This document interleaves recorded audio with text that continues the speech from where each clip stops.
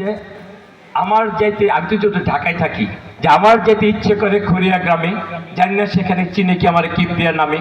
বাড়ির উত্তরে শিবপুর বাজার, পূবেতে পালপাড়ার হাট, আমার বাড়ির দক্ষিণ দিয়া বিশাল একটা মাঠ। হ্যাঁ, বাড়ির পশ্চিমে ভৈরার বিল, তারপরে টুপিঘাট, সেই ঘাটিতে কত আমি ধরিতাম মাছ, মাছ ধরি থেকে সাজতাম জেলের সাজ।